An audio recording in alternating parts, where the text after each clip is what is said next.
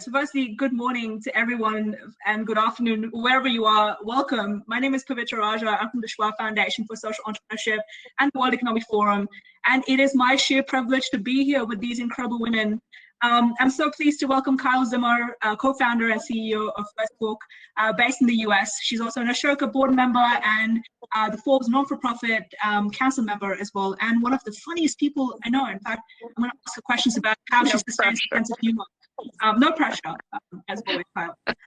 Along with Kyle, we have here Runa Khan, Executive Director and founder of Friendship Bangladesh, and one of the kindest people I have the sheer privilege of knowing. Runa, you're wonderful and lovely. Doesn't mean you're not kind, Kyle, you are, but you're just funnier. Right. Could save that. And then here is Lindy Matlali as well. She's the CEO and founder of Africa Teen Geeks, who's based in South Africa, and an absolute powerhouse. So I am so excited to get this conversation started. And I just need to quickly note one thing, that all of these beautiful, incredible, fantastic women are part of the Schwab Foundation for Social Entrepreneurship. And along with their peers in our community, they have impacted the lives of 622 million people in over 190 countries. And you can go check out that impact report on our website, schwabfound.org. Now, intersectionality, a term that was coined by Kimberly Crenshaw in the late 90s, is a very powerful concept. It describes the way people's social identities can overlap. And this is the reason why generally inequality is not always created equally as well. And so today we'll be delving into why we need an intersectional lens to leadership, and what is the recipe of success of these incredible women I have in front of me today, who are leaders, they're social entrepreneurs, and there's so much more than that. So Kyle, I'm going to start with you. And you've been a mentor to me. You have transformed my life. I'm just curious to learn also how you have transformed the life of millions of children in the North America region through Facebook. Sure, it's great to be here, Pavitra, and with my other two panelists. Runa, it makes me happy to see you, my friend, and lovely to meet you as well. It's a really great morning. I think I should take maybe 30 seconds and talk about what First Book is, so that my answer will make sense in context. We're a nonprofit, we're a social enterprise, and we're dedicated to equity in education for kids in need. We've done that by building an online community, basically of anyone serving children in need in any setting in the US and Canada. School teachers, folks in the homeless shelters, domestic violence centers, healthcare settings. I mean, if you can imagine it, even barber shops have signed up with us. And that in and of itself has a power to unify all the people, all the adults in the lives of kids who need help. That's a strong lever. And then we serve them through three basic models that are interlocking. One addresses a need for books and resources. It's a e-commerce site that provides resources for free or at very low cost. Secondly is a research arm called First Book Research and Insights, because I know this won't surprise anyone on this call, but there's not a lot of consistent, high quality access to field research about kids in need. And the third arm is called the Accelerator, and it gives our network of educators a reach into the real groundbreaking researchers and thought leaders in a huge variety of topic areas. So that's sort of what we've built. Our community is 500,000 strong and growing by about 1,000 a week. So it's a really vibrant group of people. So what does that mean for kids? Well, first of all, anytime we can elevate education, it's a game changer. I believe strongly that this is one of the chapters, the key chapters in our continuing struggle in North America for civil rights. And so when we elevate what goes on in all those settings, whether it's formal educational settings or informal, that changes the lives, it changes the trajectory for all the kids we serve. And we our estimates run between 5 and 6 million kids annually.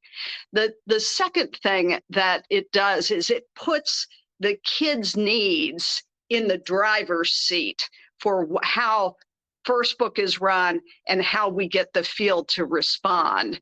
And that's really critical. It's not the way educational systems by and large are designed, but because we have that research arm, we can actually reach in, we can listen to what's going on in the lives of the kids we serve, and then we back up and we say, how do we address these needs? You know, if there's, as there has been in this past year, mental health issues have been front and center for a lot of kids and a lot of families.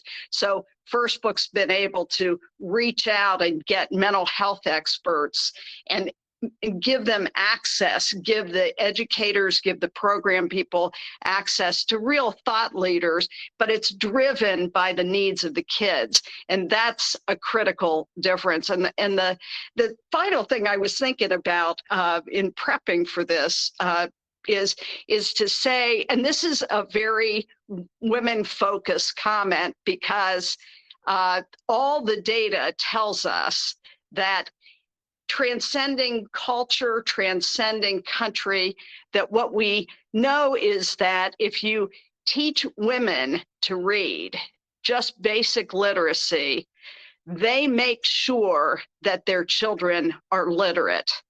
That it's an extraordinary pattern over and over, country after country. And so that's a superpower, you know, of women in this world we live in. And so I like to also believe that every time we bring a young girl over that bridge, that means generations in the future are going to be changed. Kyle, and that's so true. I was about to ask Lindy a similar question, but it looks like she may have dropped off because of internet connectivity issues. So I might go to you, Runa. Oh, no, Lindy was back. There she is. There she is. Here you are. Lindy, I'd love to ask you my next question, tying into what Kyle said about educating women and why that's important, because they'll go educate the future generations. And you run Africa's largest computer science education nonprofit organization. Now, this is called Africa Teen Geeks. I'm curious to understand, why did you start this organization, and why is your focus to start educating women, especially in South Africa and in the African continent? Yeah. No, thank you so much, and I'm pleased to meet all of you. It just started raining, and our electricity just went off. Luckily, I have my iPad, so we're always ready. Well, I'm glad thank you, Lindy. I really appreciate it. Yes. Yeah. No. For me, working specifically with children and disadvantaged children is something that is really personal to me. I grew up as one of the youngest of 7 kids. My mom died when I was 4, and my mom and sister died within 2 weeks apart. So my grandfather, who was already in his late 70s, was raising 12 children, all under the age of 16, in a 2-room house. I always say it's a 4-bedroom because at night every room was a bedroom. So, but what was really important with him was, for us, was my grandfather loved education. And because he grew up during apartheid, so he never really was able to go to school. So when I was doing grade 1 and I was 6 years old, he went back to school to read and write. So as I was learning to read, I was reading with him. We used to, because he was a pastor as well, so we would sit outside and I'll read the Bible, together, and we learned, like, from basically him learning to read and write and count, with me doing grade 1. And education was so important to him. And most importantly, what we always used to tell us was, if you stay in school and you study, you'll never even remember one day that you were an orphan. And because he pushed us so hard, and we could get away with anything, but you could not go to school. So if you're sick and you say, I can't go to school, he'll say, put your hands wherever you saw and pray, and then he'll pray for you, and he'll say, do you believe you're healed? You say yes. He say, now go to school. If it's not contagious. So we knew that if you don't have anything contagious, you can never ever miss school.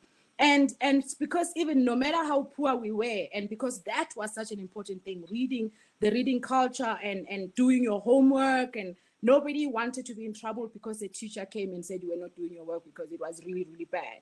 So and I understood that for me, because of that, no matter how disadvantaged we were always the smartest in school. So we were known that was a household of kids. It wouldn't necessarily be that we were the smartest, was because it's time for homework, even how tiny the room was.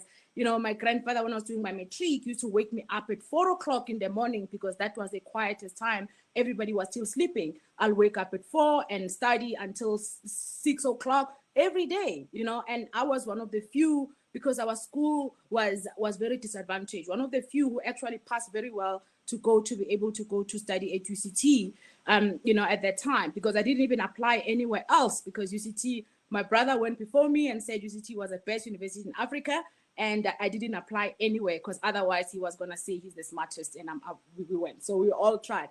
But because of that, it's like I knew that no matter how poor a child is, you know, what they need is somebody to believe in them, you know, provide the opportunities, show them the opportunities, expose them, and give them the support that they need. It doesn't matter where they come from, they can rise. And that's really what Africa Teen Geeks is for me, is there's so many children, that some of them that grow up that in the same, even better environment than us, because when we were so poor, so if you could afford bread every day, you were rich, you know, for us. And anybody who had, those who were relatively better than us, if I look back at them, you know, they were not able to really reach their full potential, not because they were not smart, you know, not because they didn't have the potential, just because they didn't have the support and they didn't have the exposure. So for a child, if you make a child believe as young as possible that they are capable, and you support them and you expose them, that's what they can become anything. And that's what, for me, Africa Teen Geeks is about. Because I didn't grow up in a city. I grew up in the tiniest town. You know, the first time I saw KFC was when I went to UCT. The first time I saw traffic lights, it was like you see them on TV. It was such a big thing, a big culture shock. And my first year was so difficult because I was never out of that tiny little village where I came from. So that's what I'm trying to do, to say every child, irrespective of where they are, and also working with the national government, the Department of Basic Education, so that we can identify those kids at school.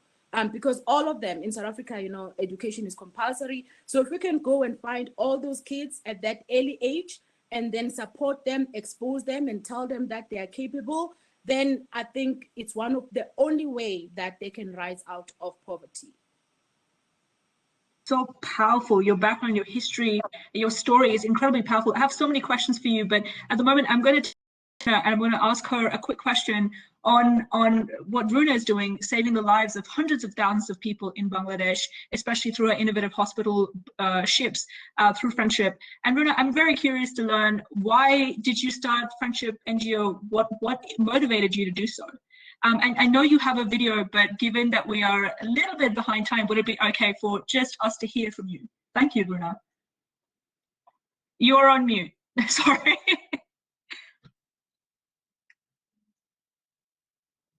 Let me see if I can unmute you. I think it's fine now. Yeah. So thank you, Pavitra. I'm really happy to be here. Kyle, my dear, and nice to meet you, Linbe. So the question that you've asked me, you know, what motivated me to do Friendship? You know, I come from a privileged background, as many of us do in this part of the world. And it was, when I was faced with poverty for the first time, I was really about 35, 38.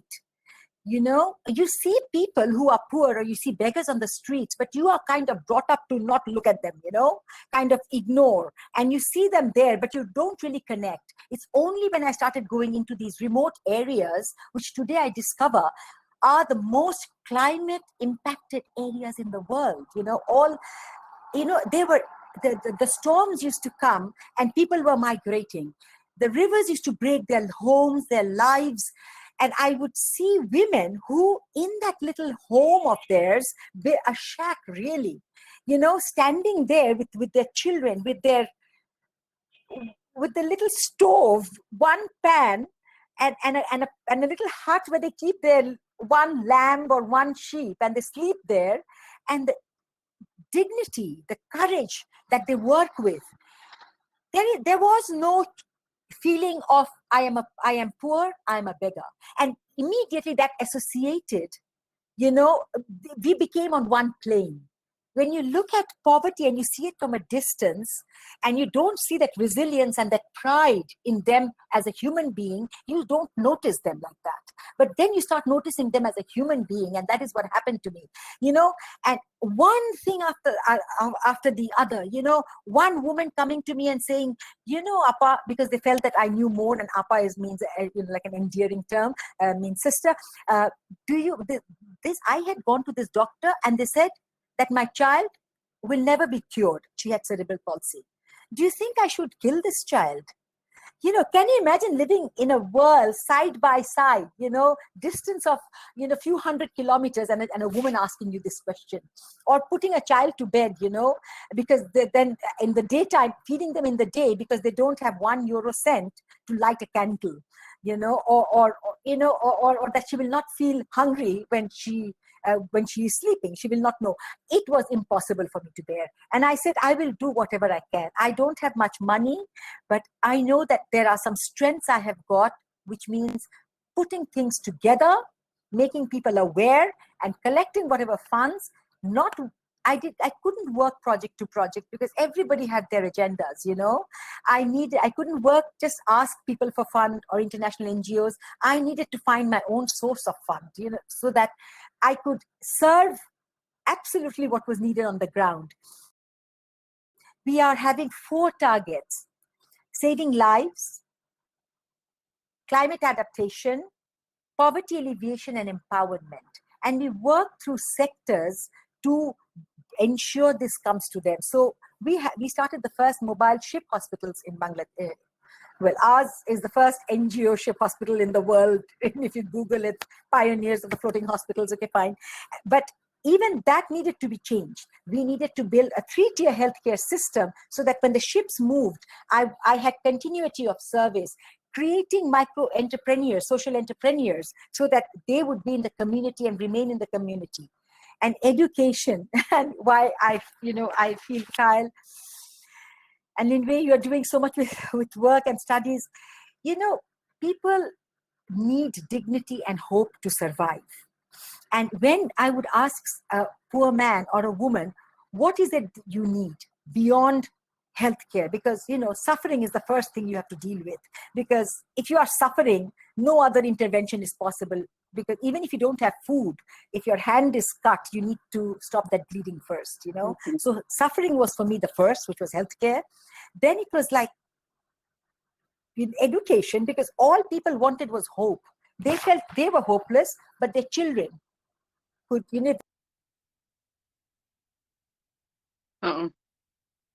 it's such a pivotal moment. I hope she's able to join us back. This is Technology Internet. Thank you everyone for bearing with us. It's a real shame, but I'm sure she'll come back. What I've heard so far is not just the incredible work that you're all doing, it's about what incredible people that you are and the leaders that you are.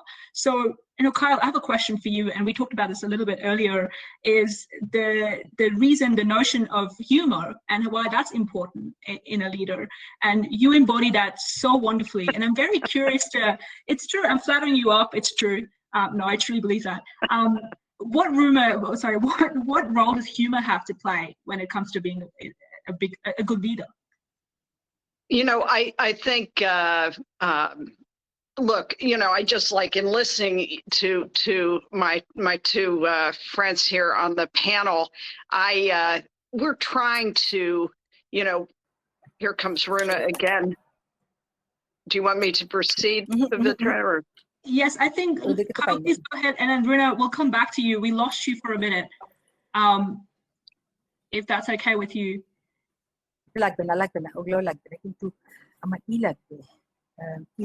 Okay.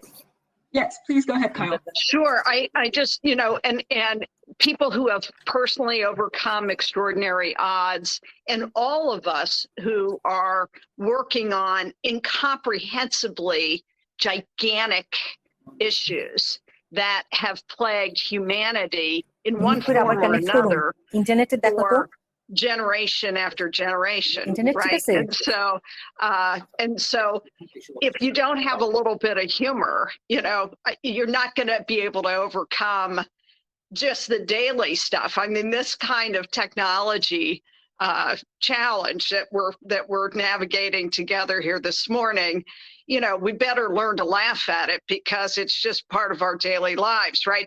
But I also think that, you know, it helps you get through and navigate just the craziness of trying to throw your arms around building an institution and taking on these issues that are just like big dragons. You know, they're just enormous. And I think, you know, I can think back, you know, when we first rolled out a big section of what we were doing, which was distributing massive numbers of books, and we were trying to promote it. We were trying to get the media involved. And I remember the day, you know, I'm not really sure. We rolled out a major. If you could have heard, you could We've hear got me amazing leaders talking to me mode, at the same because time. I can't see any one of you anymore, only myself. But so I started then working, and today we are directly serving about 6.5 million people every year through empowerment.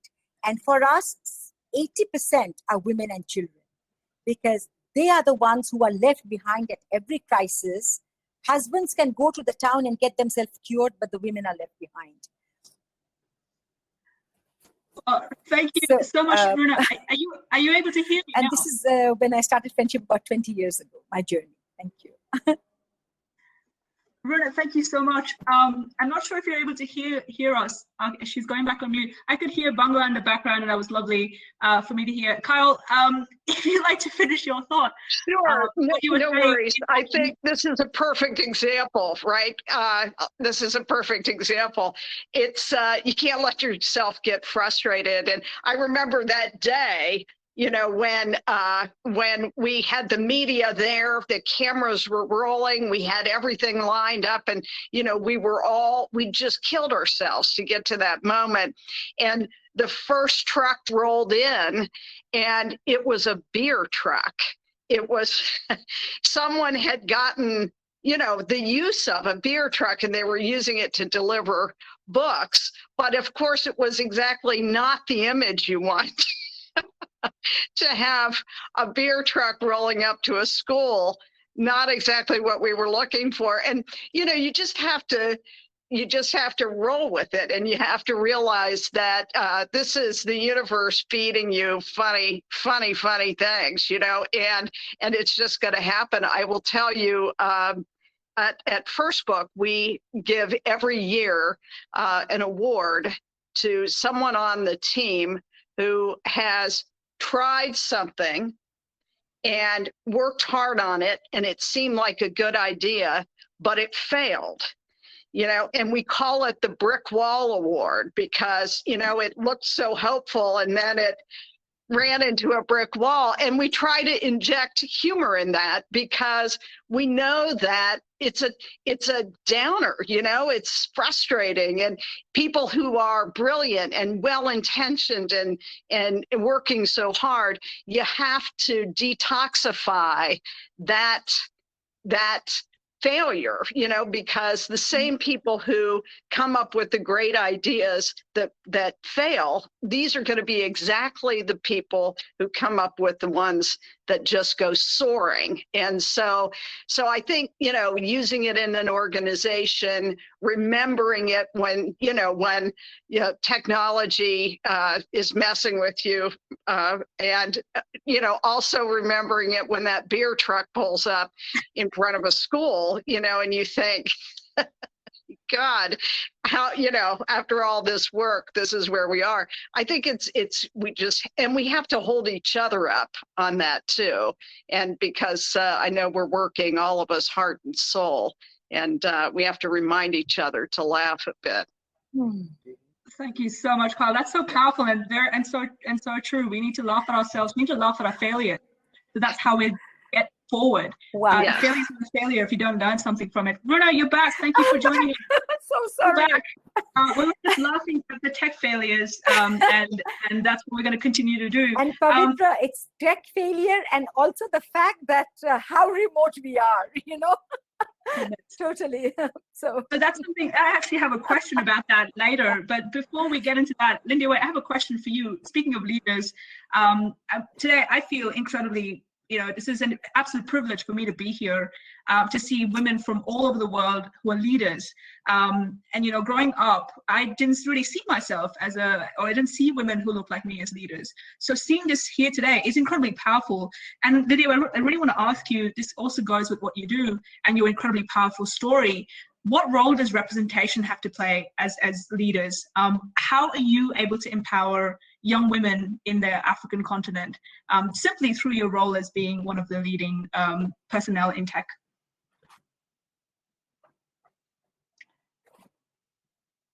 Representation is everything, Pavitra. If you cannot see somebody who looks like you, especially if you coming from a background like myself, like how do you aspire to what you haven't seen? And sometimes even, growing up, when somebody comes and tell the story, they come back, they come from a good home, like, of course it's easy for you because you had everything. So it's very important, when you talk to, especially with kids, that there's so many things that they are going through. Just knowing that somebody came exactly from where they come from and they were still able to make it, it gives them, the story is more powerful than just having somebody who has succeeded, because they need to know that it's possible. And also, I think for me, women in tech, it's very difficult because, coming with the background in South Africa, it was, for me growing up, there wasn't a lot of women leaders or Black women leaders, or even Black women leaders who were not politically connected, who were able. So having somebody who came up and just had to work hard and make it, it's really important, because sometimes a lot of the culture, when you talk to the young people, they still think that you need to know somebody in a powerful position so that they can open doors for you. And the problem with that is that then people that. Here we go, another example of the tech failure and why we need to laugh at ourselves more often. What she was saying is so spot on, and I completely relate and feel for that. And Lindy Way is back. Yes, please continue that powerful thought. Oh no, I'll say I don't know what happened when you lost me, but I was saying that I think what is important is, especially with the culture that I see in a lot of in South African youth, especially, is that you need to know somebody who's who's connected so that you can be able to succeed. And I always tell the young people that you need to be so good at what you do to make it impossible for people to ignore you. So you just have to work so hard, but they need to see those stories. They need to see those people who, like, I worked hard and only doors started happening. I hustled. When I think there was somebody who did an article about me who said I was this great phenomenal, that just happened. I was like, well, I've been around for like 16 years, trying for 16 years. You only know of me now, but the journey has been harder. It didn't just happen. And I see that that's really what we need to do. And I think just get that culture of hard work, to say hard work really does pay off. If you don't know somebody, or you come in a place where nobody can open doors for you, be so good that your talent should open the doors for you. It really reminds me of this quote by Tony Robbins, where he says, people are rewarded in public for all the work that they put in private. And that takes years of grind, years of work. People just don't end up in positions where you are. It's a lot of hard work that goes in the background. Runa, I'd love to turn to you, and I'm going to ask you a question regarding Davos, that we were together last. Yeah. That's what you, and you gave a very powerful speech on gender equality.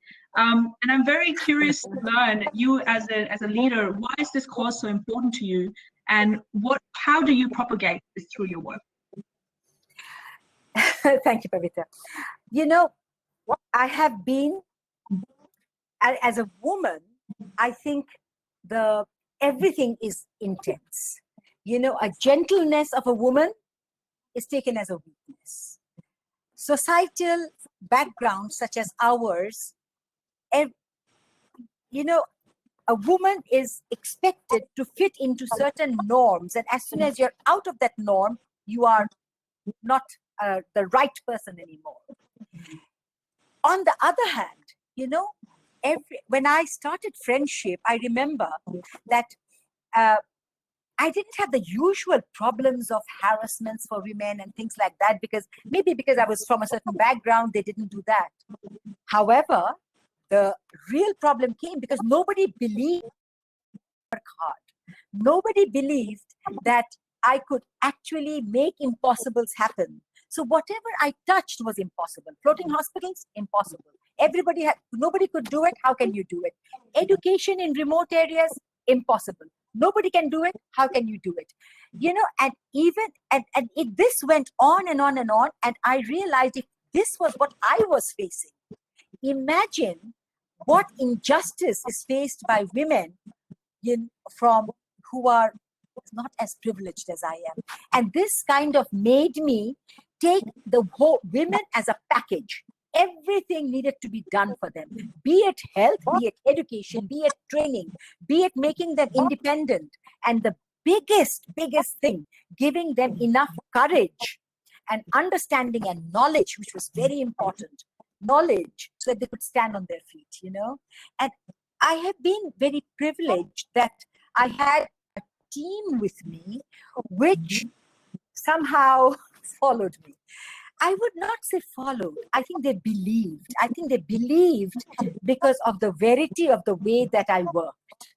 And I think for any leader, the most important component is to have verity in their work. If people see, they believe you. If you say something and do something else, it doesn't work. And that was very important. And I don't know if I'm getting cut off because the line is not very good, but I don't know if you can hear me. Can you hear me well? You clearly, and Okay, that's so beautiful. That notion of trust, that's what you're really saying. It's that you've created this trust with your staff, with your team, with the people that you serve. And that works both ways. And you keep holding on to that word that you've given them. That's absolutely beautiful. I'm being vigilant of time. We have 6 minutes left, but I do have one question for all of you. You are great leaders. You've all inadvertently or advertently mentored me in some shape or form. And I'd love to ask you, what is one key lesson that you've learned in your experiences as a social entrepreneur, especially as a woman? And we can start with Runa.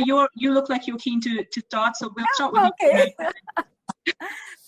you. For me, I think courage, humility. Often the word embracing failure is used. I don't believe in embracing failure. Failure has to be part of a routine which you just take in your stride and go off. You don't have to embrace it. You just have to learn from it, and you must be unstoppable. This is extremely important. You must be unstoppable because the world plays off very often in some way or the other, wherever you are in class or standards, in economy or socioeconomic conditions or, geographical condition, somehow women land up being the underprivileged. And I don't believe that a woman needs to be absolutely always 100% of the time only be taken care of. No, I believe in commonality and mutual respect of the human race. Men and women who can respect each other and not even be condescending and think, she's a woman, so we should help. I don't want that situation also to happen. We are equal. We just have different strengths, and we need to recognize and respect. And I find that extremely important, and I hope that we will, in the coming years, not have to have any talks where it is because we are women. We have to be on that equal platform and be looked upon as that equal platform. That's where respect comes in, and that's where equality comes in. fact that we have to help the women more right now, we have to do that. That goes without saying. We have to level the playing field. Absolutely. We have to level the playing field so tomorrow we just have a conversation with, leadership, and that's it. It can be women of all men. Every part of the conversation, everyone has an equal, but we need to do that. We need to level the playing field first. I completely agree with you. Lindy Wei, I'd love to ask you the same question. What is the one lesson that you've learned in your experience? I think for me, you need to be stubborn in the pursuit of your goals. You really just stubbornly go for it. And also what I will say even to my kids, don't take advice or don't take criticism from somebody you wouldn't take advice from. And it's really important. People will always talk, and the more they talk, it means you're doing something.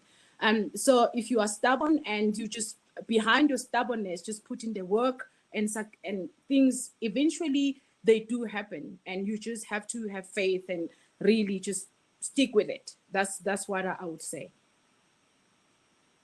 I actually wrote that down. Don't take criticism from someone you can't take advice from. That is powerful. I think that's something I'm going to leave with today, apart from the lovely, amazing lessons that I've learned. Kyle, over to you. Same question. What would you say? Sure. I think I love these answers that you've already heard. And I think mine, I would add, it's very much on theme with what you've already heard. And that's, I think we have to be fearless. I think that it's hard to be fearless, and but you have to just keep going. You have to be stubborn. And I think what that calls me to, and what I think it maybe should call all of us to, is to look for mentors ourselves, to look to each other and say, reach out and say, I'm struggling with this issue in my country. I'm struggling with financial issues for my organization. I'm sorry, whatever it is, there is someone in this community who has stared that issue down. And I think we need to get better about reaching out to each other and strengthening those bonds. It also calls us to be mentors, to reach out to the next generation, to reach out and strengthen them, to give them everything we've got, because the truth is, it's that old analogy about the cathedral. The cathedral is not built in one generation. It's built, you do your part, and then you hand it off to the next generation. And so as a woman, I really actively look for brilliant young women who I know have extraordinary futures, and I do what I can to strengthen their trajectory. And so I think all of us should take that commitment. The notion of modeling, as young people like me, like myself, we can model our behaviors to the successes that you have been able to achieve. But I think one thing that's very important is that we need to level the playing field at the moment, especially for female social entrepreneurs. And we've got literally 30 seconds left, so I'm going to do my little call to action, which is really that we launched an initiative at the Schwab Foundation with Ashoka Wise. Thank you so much, Ashoka Wise, by the way, for hosting us, and also Catalyst 2030, called Bold Action for Women in Social Entrepreneurship. And we realized that if all social entrepreneurs, especially who are women and women who are racialized or disabled, want to be able to achieve the successes of you here, or those in the mainstream that have achieved successes, tend to be kind of people. I'm not going to fault them, but that's what we know. We need to level the playing field. We need to come together. We need to get systemic level problem, a solution to a systemic level problem. So I want to say a huge thank you for all of you for being here today, laughing with me, bearing with me the tech problems, bearing with my questions, inspiring all of us. And really, this has been such a privilege to be a part of. And a huge thank you to you, Kyle, Runa, and Lindy Wei, for being here and being such great sports. And thank you, everyone else, for joining us. This has been a sheer pleasure for me. And we hope to see you all soon. Thank you so much. Thank you. Great to see you guys. Thank you, Pavitra. Thank you. Bye-bye. Great seeing all of you. Thank you.